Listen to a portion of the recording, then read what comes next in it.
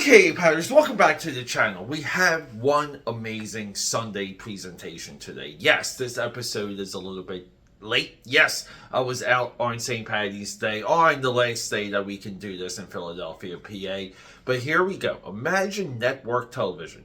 Imagine Bob Kane, Jack Kirby, Marc Silvestri, and Jim Lee in a single episode. Primetime television. Potentially 10 million viewers. The biggest single audience that Marc Silvestri and Jim Lee has ever had at one time. We're going to get into it. I'm going to talk to you a little bit about it before we show it. Let's go.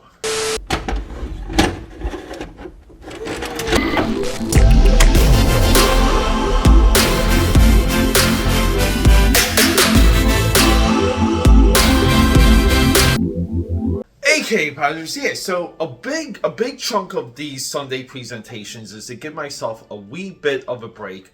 Unfortunately, this weekend has been absolute hell for me. I did go out, was able to do things, but everything was around my 9 to 5.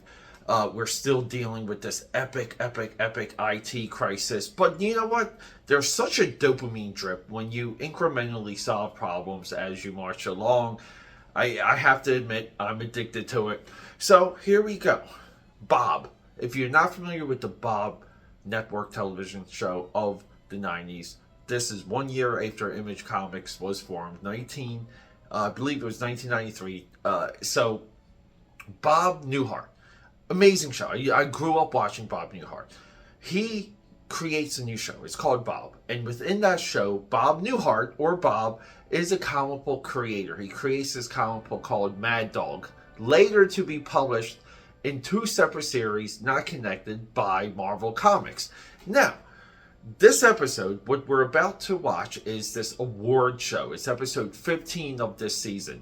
Here's the crazy part. If you go into Wikipedia or you try and dig up the ratings for this episode, it's the only episode of the 2 seasons. It lasted 1 season. Season 2, I believe, was 8 episodes. There's 0 ratings available for this episode, but we can kind of guesstimate a solid 10 million people probably tuned in for this episode. And here we go. Marc Silvestri, maybe the greatest. I would say Marc Silvestri is the greatest illustrator of his generation. He is greater than Jim Lee. I'm sorry, Jim Lee fans. But yeah, what was Marc Silvestri's high-selling comic? What was Jim Lee's high-selling comic? This episode exposes a little bit of what we missed from this era.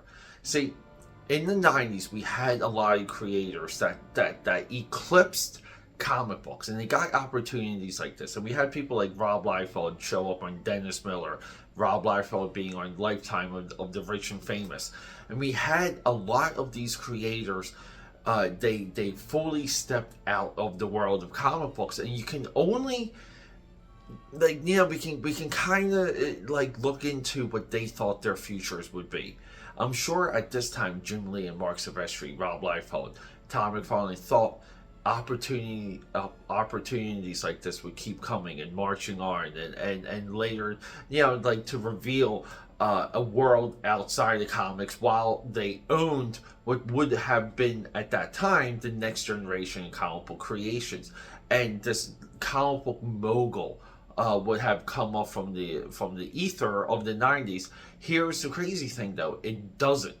And, you know, like the hopes and dreams of Marc Silvestri and Jim Lee in this episode, they fully thought, I kind of want to say, I'm speculating, but I would assume that Jim Lee, Marc Silvestri thought that they would eclipse Bob Kane and Jack Kirby, period. They would stomp them into the ground. They would have higher success and make more money and do greater, bigger things and be more of a media star than both of those individuals.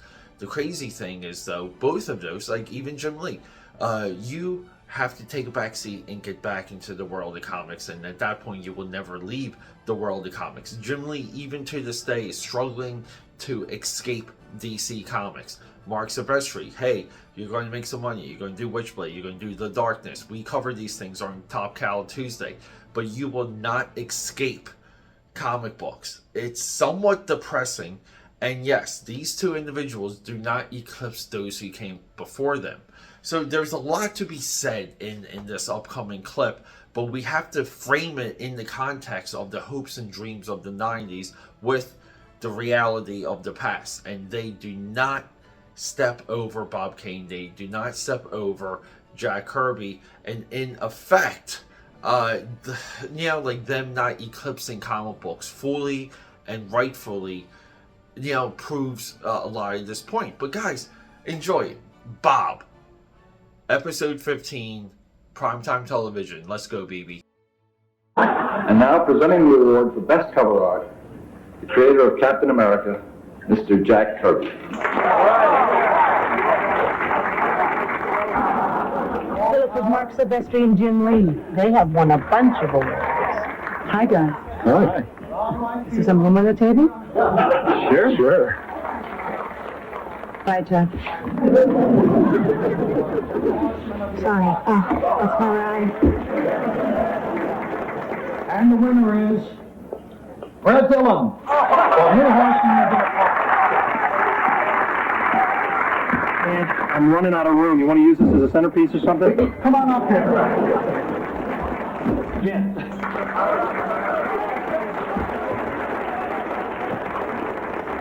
Sorry you guys aren't getting any TV coverage, but you know what you should have done? You should have worn one of those